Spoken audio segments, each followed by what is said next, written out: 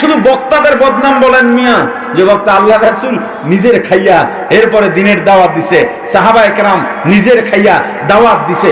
ওরে মিয়া, মাহফিল কমিটি কি নিজের পকেট দিয়ে মাহফিলের আয়োজন করে নাকি? বক্তার নাম দিয়েই তো টাকা উঠায়। তারা যদি নিজের খাইয়া আয়োজন করে, বক্তারাও নিজের খাইয়া ওয়াজ করতে বাধ্য। আপনি যেহেতু কালেকশন করে ওয়াজ করেন, বক্তার নাম দিয়েই কালেকশন করেন, ওই বেড়া টেহানিতে সমস্যা কি? কথা বুঝেন নাই? আচ্ছা, টাকা নেবে কি নেবে না সেটা তার ব্যাপার, যে যে নেয় বা নেবে তাদের ব্যাপার। আমি তো আলোচকদের বিষয়টাও আসতেছি। তাহলে শ্রোতাদের আয়োজন থাকে কেন? কালেকশন। এখন এই কালেকশনের চিন্তায় সবাই বসে, একটা মাহফিল দরকার। বক্তা দাওয়াত দুমুকারে একজনে যদি কয় বেগমগঞ্জের বড় মসজিদের হুজুরে, কয় না না না না, খবরদার, এ তো ভালো আলেম, লোক হইব না। তা লোক হয় কার নামে? এই খোঁজা শুরু করে। এই মাহফিল থেকে সে বের হয়ে গেল, কমিটি লোকের দিকে চলে গেল। কথা বলে না? আরে বয়ান যদি দরকার হয়, আপনার এই নোয়াখালীর হুজুরাই তো যথেষ্ট। কথা বলেন, একটু জোরে বলেন। শুধু সুরের পাগল না হইয়া এই নোয়াখালীতে সারা দেশের অংশ হিসেবে আপনার শুরু করেন, মসজিদে মসজিদে মাসিক হালকা শুরু করেন, ইজতেমা শুরু করেন, তরবিয়ত শুরু করেন। যে কয়জন বসে বসুক, সুর কোনো বিষয় না। বয়ান যদি শুনতে চাই, কোরআন সুন্নাহ দিয়ে যে বলবে এটাই বয়ান, আমার ইমাম সাহেব আমার জন্য যথেষ্ট। টার্গেট করেন আগামী 3 কিংবা 5 বছরের মধ্যে এমন পরিবেশ গড়বো নোয়াখালীতে, নোয়াখালীর বাইরের কোন হুজুর দাওয়াত দেব না, সুরের বক্তাও দরকার নাই। আমরা দ্বীনি আয়োজনকে এমন ভাবে করব, মানুষ যাতে দ্বীনি কথাকে গুরুত্ব দেয়, সুরকে গুরুত্ব দেওয়ার কোনো বিষয় থাকে না। এই টার্গেট করেন। সেই টার্গেট তো করেন না, এইটা করেন। টার্গেট নেন, দিন মানুষকে বুঝান দিনের মতো করে, আপনারাও বুঝতে চান দিনের মতো করে। এটাকে সির্ফ একটা আয়োজনে শেষ করে দিয়েন না। 4 নাম্বার জন উঠছে।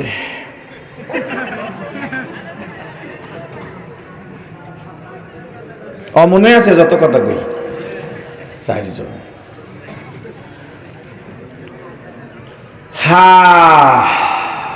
কিন্তু ঢুকছে হেবেছে কিন্তু বেশি, এইটা আবার কই নাই। আল্লাহ। তাহলে মাহফিলের আয়োজনকে এই যে লাইন থেকে বাইরে গেল যে লোক জমানো দরকার। এই ছেলে, এই ভাই আপনি কি বেছেন এখানে? ওরে বাটবার, দোয়ান তাড়াতাড়ি বেরো। ইবলিসে হেরে টাইনা ধরে এখানে হান্দাইছে যে কথা যা কইতে আছে, ইনজেকশন কিন্তু জায়গা মতো পড়ে। তুমি নোয়াখালীর মানুষের গায়ে পড়ে না, সব আমার গায়ে পড়ে। তাড়াতাড়ি ঢোকো। একটু কয়েকজনের মনোসংযোগে যদি ব্যাঘাত ঘটান যায় তাহলে বালা। এই মাহফিল থেকে সরিয়ে তারা চলে গেল কার নামে লোক আসে। লোক কার নামে আসে? এরপর ঢোকে বক্তাগো গরুর বাজারে। কাগো গরুর বাজার? কথা কয় না? বক্তাগো গরুর বাজার। কোরবানিতে আপনাদের এলাকায় গরুর হাট মেলে? এই বক্তাগো একটা গরুর বাজার আছে। ইউটিউব। এই ইউটিউবে ঢুকে দেখে কার ভিউ বেশি, সুর বেশি। ওখানে গিয়া সনদের নাম হলো ভিউ। কথা কয় না? বক্তার সনদের নাম কি? আরো জোরে বলেন। আর অভিজ্ঞতা কেমন? এইটা সনদ হলো সুর। অভিজ্ঞতার সনদ দেখছে এক বক্তার মিলিয়ন ভিউ, সুর সেরকম সনদও আছে, অভিজ্ঞতাও আছে। এছাড়া হবে না। এখন এই আলেম না বেআলেম, মৌজু কথা বলে না বাতিল কথা বলে নাকি, এটা দেখার দরকার নাই। এর দাওয়াত দেওয়া লাগবে। কে যাইব? অমুক অমুকে যাইব। 5 জন সিলেক্ট করে, 3 জন সিলেক্ট করে, যারে পাও টাকা যত লাগে দিব। আপনি মিয়া বাইরে বসে আপনি তো আয়োজন করেন না যে বক্তারা টেহা নাই কেন, আপনি তো জানেনই না। কমিটি যাইয়া বান্ডিলটা সামনে হালায়, হুজুর টাকা আরো লাগলে দিব। কথা কয় না? এরপর বক্তা নাই, ওই কমিটি আবার কয় এত টাকা চুক্তি করেছিল, এত টাকা আমাদের থেকে নিয়েছিল, উনি ধোঁকাবাজ, ওনাকে আর দাওয়াত দেওয়া যাবে না, ওনাকে বয়কট করলাম। ওরে বাটুয়া। অথচ এরাই তারে দাওয়াত দিছে, এরাই টাকার অফার করছে। আমি বাস্তবতাটা বলতেছি, মিলাইয়া দেখেন। যদি ভুল হয় আমাকে বলবেন, আমি শুধরে হয়ে যাব। আমি হক সন্ধানকারী, ভুল থেকে সংশোধন প্রত্যাশী মানুষ। টেনশনের কিছু নাই। এরপর দাওয়াত দিল, আয়োজন করলো, ইচ্ছা মতন কালেকশন করে। মাহফিল যদি দিনের জন্য হয়, কিসের জন্য? আমি আসতে পারবো না, আমি তো মানুষ, আমার অসুস্থতা থাকতে পারে না? আমার ভালো লাগতেছে যে আপনারা বসে আছেন সুরের আশায়, না নাকি আশায় বয়ে রয়েছেন যে হুজুর এই বুঝি টান মারলো। মাশাআল্লাহ, আসলে সুর দিয়া কথা বললে মজা লাগে, কথা গুরুত্ব দেয় কম, শোনে কম। এই কথাগুলো সুর দিয়া বললে এই কথার কোনো মূল্যই থাকতো না। কথা কয় না? দিমনে লাস্ট একটু দিয়ে দিমনে, সমস্যা নেই। কি যেন বলতেছিলাম? আচ্ছা, আমি মানুষ, আমার অসুবিধা থাকতে পারে, পারে না? আমার অসুস্থতা থাকতে পারে, আমার অন্যান্য জৈবিক চাহিদা, যেই কারণে মাহফিলে নাও আসতে পারি। যখনই বলি মাহফিলে আসবো না, কমিটি তখন পাগল। 10 জন দিয়া ফোন দেওয়ায়, বন্ধু বান্ধবের কাছে ফোন দেয়, কান্দাকারি করে, কান্দা দেয়, কান্দা ভিডিও বানায়, হুজুর না এলে ইজ্জত। মানে আমি মরলেও সেটার গুরুত্ব দেবে না, হুজুর আমার ইজ্জত বাঁচান। আমি যদি বলি মরতেছি, তৈলে করবো হুজুর লাশ আহেন। গত ডিসেম্বরে আমার বাড়িতে যে স্কুল মাদ্রাসা আছে মহিউস সুন্নাহ, এটার বার্ষিক মাহফিলের পরে ক্লান্ত হয়ে পড়লাম। খুলনায় এক মাহফিল, বললাম কোনোভাবেই যাওয়া সম্ভব না। আমাকে কমিটি বলতেছে হুজুর অ্যাম্বুলেন্সে শুয়ে শুয়ে আসেন, এখানে এসে শুয়ে থেকে। তা আমি বলছি ওখানে গিয়ে যদি শুয়েই থাকি তাহলে যাবো কিসের জন্য? কথা বুঝেন নাই? এই কমিটি তখন বলে এটা ইজ্জতটা কি সবচেয়ে বড়, আমার ছেলে মরবে, এটা তাদের দেখার বিষয় না, সহমর্মীও হবে না, আমি অসুস্থ সহমর্মী হবে না। এই নোয়াখালী আসি না বলছিলাম, এরকম একটা কষ্ট আমার আছে। হরতালের মধ্যে এখানের স্বনামধন্য এক আলেম, বেঁচে আছেন না মারা গেছেন আমি জানি না, বলে ভাই আপনি আসেন আমরা দেখব। আমি বলছি ভাই পথে তো আপনি থাকবেন না, একটা ইট যদি মারে তখন কি করব? কয় কিচ্ছু হবে না ইনশাল্লাহ। আমি আসার পরে এই বেগমগঞ্জ দিয়ে যখন ভিতরে ঢুকলাম, চারিদিক থেকে ইট পাটকেল করে, হরতাল চলাকালীন আমার গাড়ির সামনের পেছনের গ্লাস শেষ, নিজের উপরে অনেকগুলো ছোট ছোট টুকরা পড়েছে।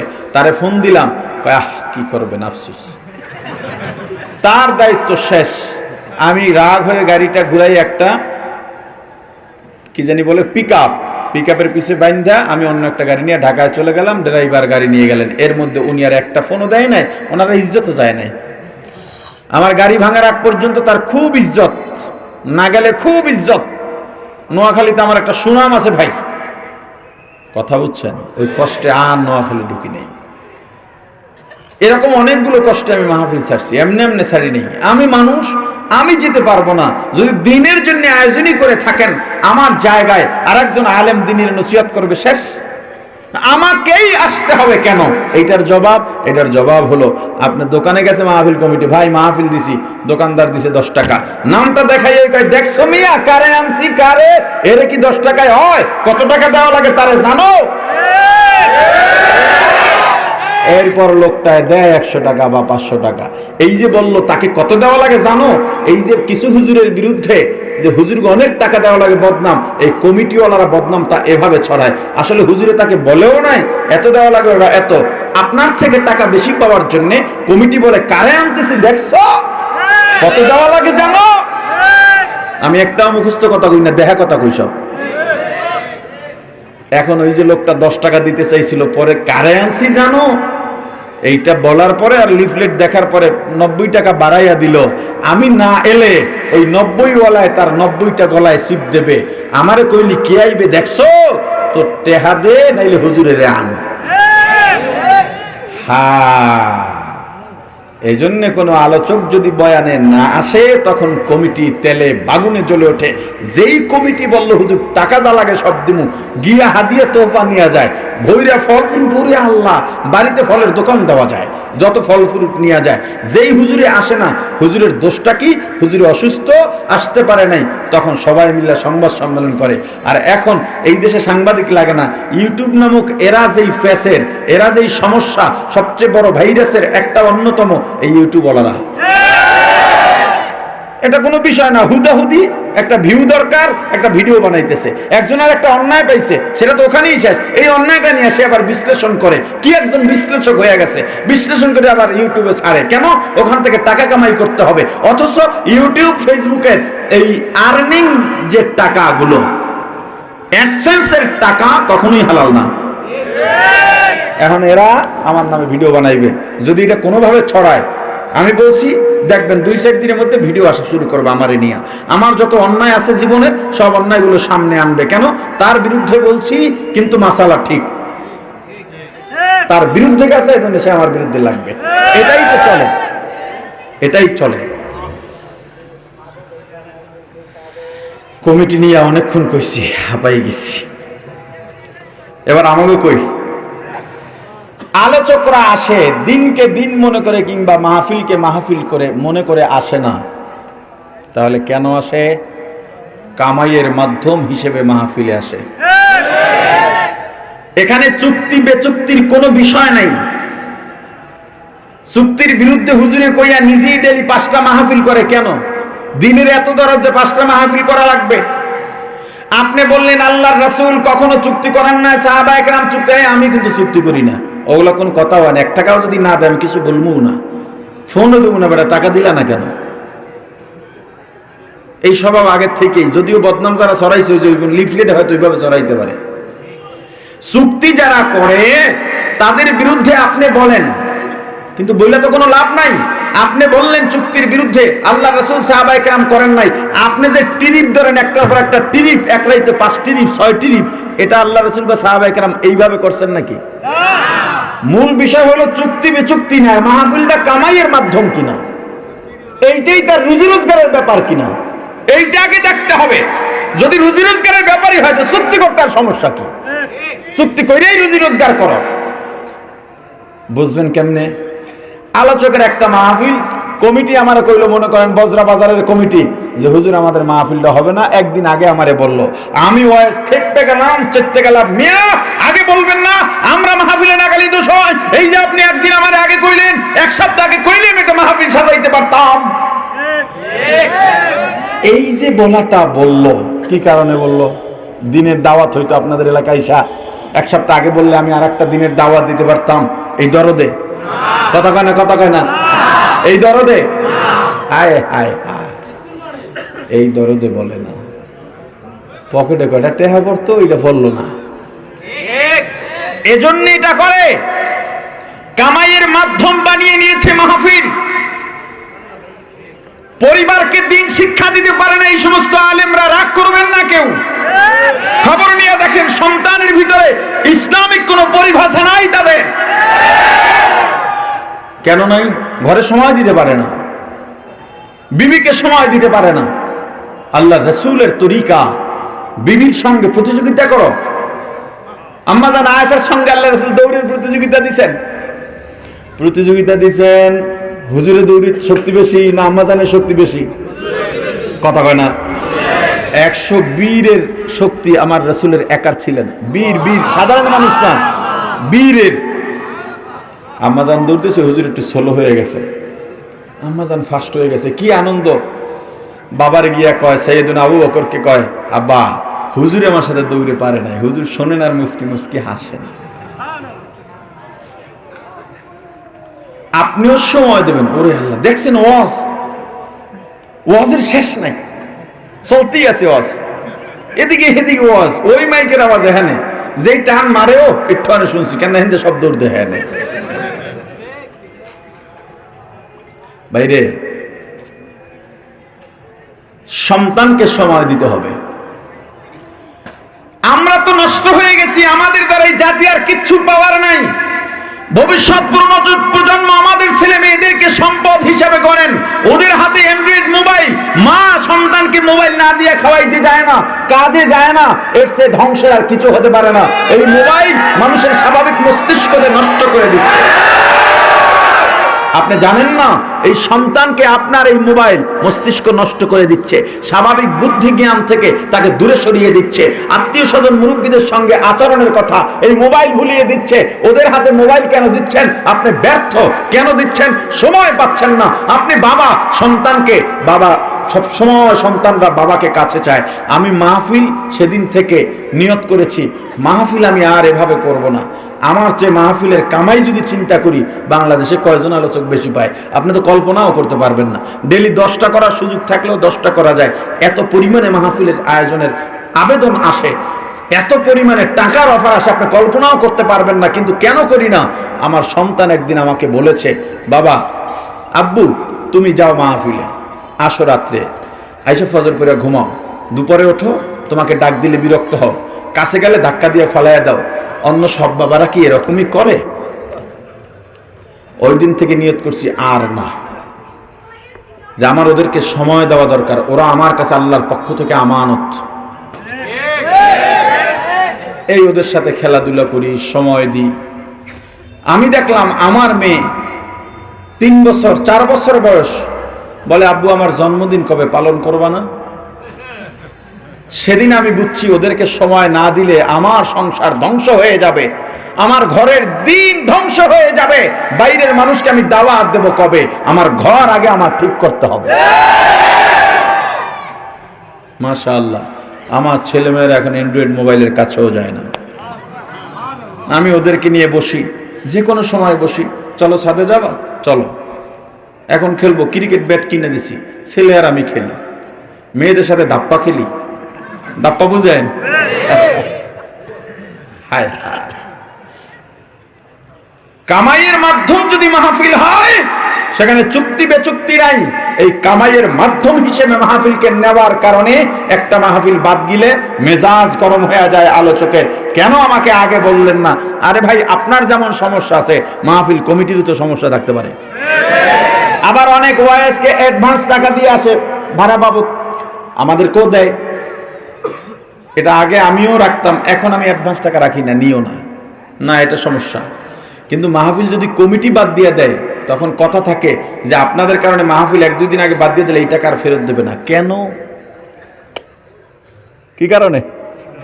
পুঁজি অ্যাডভান্স করছে, চুক্তি ছিল, এখন আপনার এখানে কামাই সে করতে পারে নাই, ওদিন তার বাদ যাইতেছে, এই জন্য এই টাকাটা সে জরিমানা হিসেবে রেখে দিল।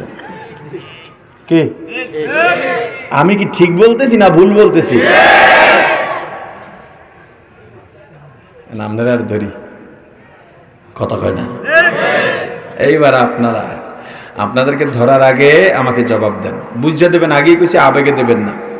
বাংলাদেশে আগের তুলনায় যাত্রা, নাচ গান, সার্কাস বাড়ছে না কমছে? জোরে কোন? কমছে। এটা ঠিক। কমার কারণ হাতে হাতে এখন এসে গেছে না? কিন্তু আমার যেটা বলার উদ্দেশ্য, এই যাত্রায় কি হতো? নাচ গান। সার্কাসে কি হতো? কৌতুক খেলা। গানের আড্ডায় গান, নাটকে কৌতুক। কথা ঠিক? এখন গানের সুরের পাগল যারা ছিল, নাটকের কৌতুকের ভক্ত যারা ছিল, সার্কাসের খেলার ভক্ত যারা ছিল, তারা এখনো আছে না নাই?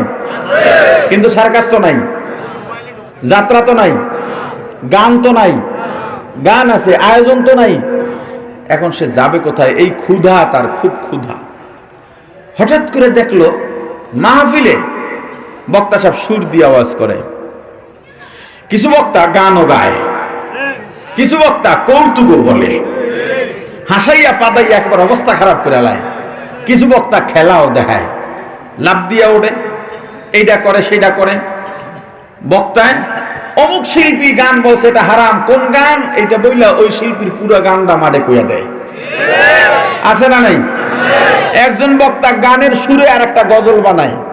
আমাকে বলেন গজলটা ভালো না খারাপ? না, ভালো। গজল যদি ভালো হয়, কথা ভালো হয়, কোরআন সুন্নাহ ভিত্তিক হয়, ভালো না খারাপ? কিন্তু আমার কথা হলো, যেই গানের সুরে বানাইলেন, একটা সুর ধরা, আমি তো শিল্পী, আমি তো জানি, আমি তো সুরকার, আমি জানি সুর কেমনে ধরতে হয়।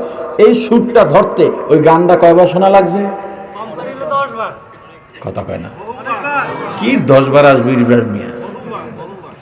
এই গানটা শুনে হুজুর একটা গান বানায়। শ্রোতার কথা কইয়া বক্তার মধ্যে আবার হাইন্দে গেছি।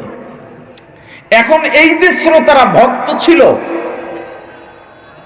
এরা ওয়াজে আসে এখন সেই অভাব মিটাইতে, ওয়াজ শুনতে আসে না। কথা বলে না? যার কারণে এই ময়দানে অর্ধেক মানুষের মাথায় টুপি নেই। কেন? মাহফিলকে মাহফিল মনে করে নাই।